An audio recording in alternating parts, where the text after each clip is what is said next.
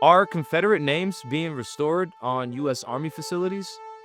This is something we've been proud to do, something that's important for the morale of the Army, and those communities appreciate that we've returned it back to what it was instead of trying to play this game of erasing names. This includes Columbus, Georgia's Fort Benning, named in honor of a U.S. Civil War Confederate General Henry L. Benning, a slave owner who supported Georgia's secession and waged war against the U.S. Army.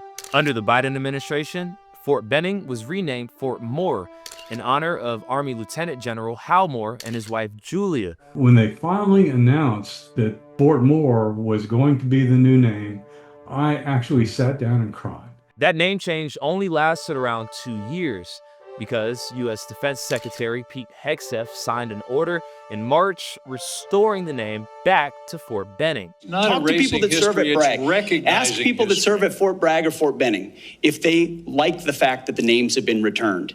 Everyone still here in town called it Fort Benning. When they changed the name to Fort Moore, I thought that was just a waste of our time. And they spent so much money on the signage, everything going down the highway.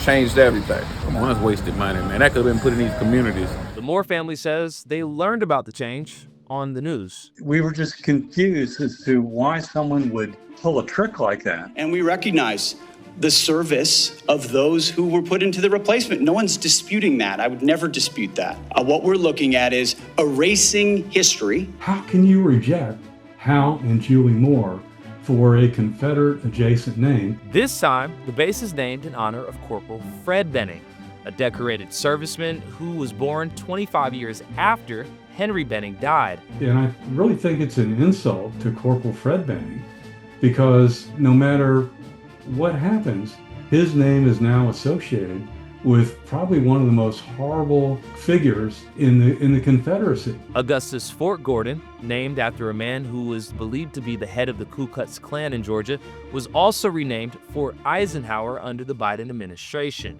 But we want to know, what cultural damage, if any, could restoring Confederate names on U.S. Army facilities cause? Let us know in the comments and follow for more WABE News.